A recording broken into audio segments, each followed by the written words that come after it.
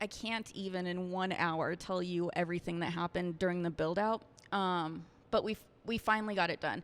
We had we had over 1,500 applications when we opened. I don't even know how. We went through every single one. We called references for all the ones we were interested in. We had people hired in October of 2016, and they waited till July of 2017 to open with us because that's how many hurdles we had to go through. We found out that the hood was installed completely illegally. We had to completely redo the hood system. Who was on the hook for that? The landlord had to help out with that, but again, we had to go through lawyers. Mm-hmm. So, I mean, it was just constant. And then the biggest problem, which we're actually still in a lawsuit now, was the POS that we went with, was a locally owned installer of a major POS system. Not one of the cloud-based ones, but one of the like older, more established ones. Am I allowed to say it? That's up to you. But we had the POS installed, and when we first opened, we did our soft opening, and it became very clear then that they had not only taken far longer to install it, they had given us a used system from a different restaurant, and they hadn't installed it correctly. So everybody in the restaurant industry knows that a POS, the server puts in the order and it goes back to the kitchen, and we have kitchen display screens, so it goes back to the KDS. Yeah. Our orders wouldn't make it there randomly. Some would, some wouldn't. Some would show up and then randomly disappear or pop back up for no apparent reason. We had, in the beginning, I remember even for our soft opening, we had like 1.5-hour ticket times. Oh my gosh. That's not good for first impressions. Oh my gosh. The first 6 months of this business were so horrific. We only got by because we have amazing people working for us that are very, very kind to our guests. And the fact that we have really delicious food, because everything else was a nightmare. I mean, a nightmare.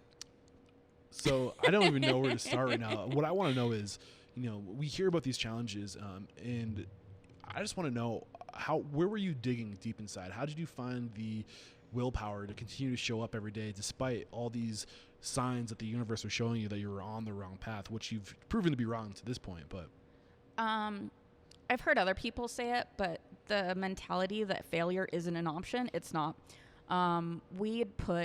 We've literally put everything into this restaurant.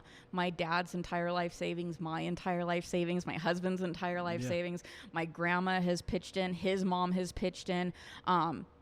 For us to fail would mean that I failed everybody that means the most to me. So it just wasn't going to happen. I just had to pick myself up after every single hurdle and just tell myself all right, how am I going to fix this? Yeah. What are we going to do? I mean, this is enough to continue to show up. But the thing that I just admire so much about you, and it shone through during all of our monthly mastermind meetings, is despite all these challenges, and you'd come to the group every month sharing guys, this month, this is what happened. And it's just how are you were always so positive though. You said everything with a smile on your face, and you knew that you were up against it, and you were ready to break, but you were still so positive. Where did you find that positivity? Again, my dad, I think he always instilled in me that it's all in your perception. So regardless of what you're going through, you could be going through the best or the worst time of your life, and it's all in how you look at it. What was the conversation? How were you looking at it? For me, it was my first time owning a restaurant. So for me, I was okay, I knew that it was going to be rough. I didn't know it was going to be this rough, but I knew that I was going to have to learn, and I was going to have to do it as I went, and that we were just going to have to figure stuff out. And we just came together as a group, and we figured it out. Every single thing that was thrown at us, we figured it out. And then we just started laughing about it. We'd be like, who else has gone through this? I mean, what else happened? For our 2-year anniversary, I don't know if I've shared this story with you. I'm allowed to cuss, yes? Yes, I do it all the time. We literally had shit coming from the ceiling. The sewer pipe above our kitchen that leads to the upstairs artist loft broke, and literally shit was showering down. That happened on our 2-year anniversary. Were you open for service when this was happening? Oh my we had goodness. to close the restaurant. Yesterday, we had bats. Oh. Literally bats, the flying kind, had come into our building and were flying around, and we had to close down for service.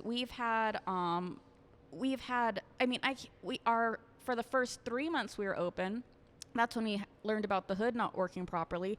we couldn't use half of our kitchen equipment. The only thing we could use was the deep fryer and the flat top because the rest of it just caused too much heat. So we had to take our menu that we had originally planned on, cut it into a third, and then still try to tell people that we had this other amazing menu coming and still get them to come back for the food that we were able to serve. While working with a literal POS. Yes, Yeah. while not getting the orders in. Yeah. Like it's been insane. But now we honestly feel like, okay, there's nothing that we can't handle. Like, we're just going to handle it. We're going to get through it, and we're going to be better because of it. So